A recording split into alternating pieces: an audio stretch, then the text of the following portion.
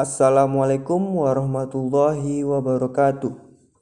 Saya Fauzan Aslamdani, NIM 180401129, Prodi Teknik Informatika Universitas Muhammadiyah Riau. Di sini saya akan menjelaskan apa yang dimaksud dengan kajian pustaka. Kajian pustaka merupakan sebagai rangkaian daftar referensi yang telah diperoleh seperti citasi buku, jurnal, artikel, dan citasi disertasi atau karya ilmiah lainnya, dan kemudian dikumpulkan dalam bentuk tertulis. Kajian pustaka yang baik pada umumnya harus mampu menjawab 5 pertanyaan dasar seperti apa yang diteliti, mengapa penelitian tersebut dilakukan, di mana penelitian tersebut dilakukan, metode apa yang dipakai dalam penelitian tersebut, dan apa hasil dari penelitian itu sendiri. Dalam kasus ini, saya akan menjelaskan kajian pustaka dari sebuah artikel yang berjudul Robust Speech Hashing for Digital Audio Forensic yang ditulis oleh Diego Renza, Jason Vargas, dan Dora M. Ballesteros yang dipublikasikan pada tahun 2019, dan jurnal ini sendiri sudah saya terjemahkan ke dalam bahasa Indonesia agar mudah dipahami. Langsung saja.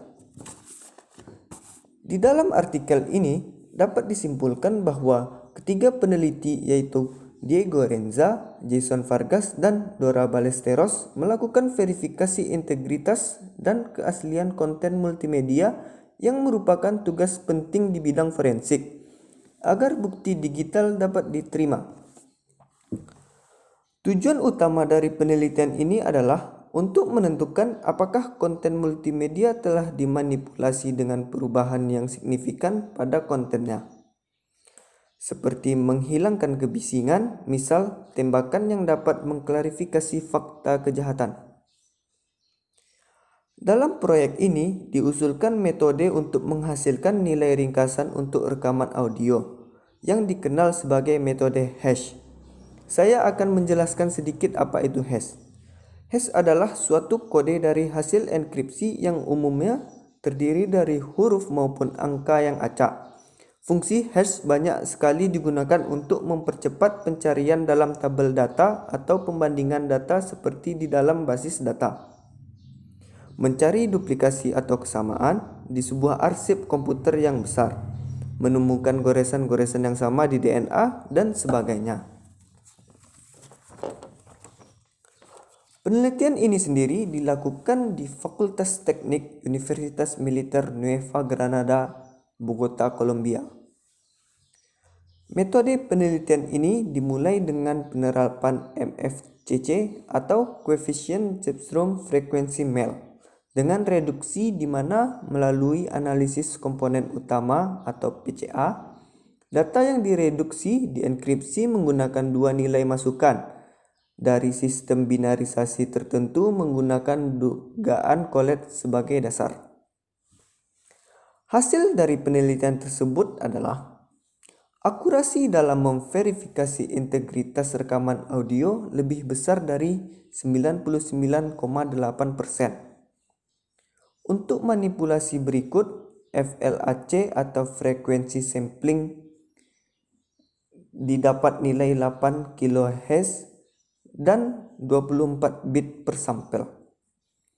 MPEG4 atau frekuensi sampling didapat nilai 44,1 kHz dan bitrate 192 KB per second.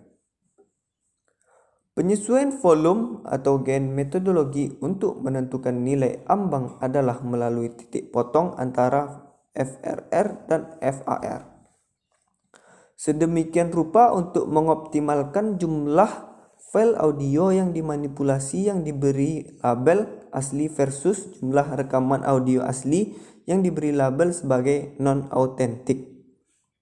Berdasarkan hasil, akurasi dalam memverifikasi integritas rekaman audio lebih besar dari 99,8%.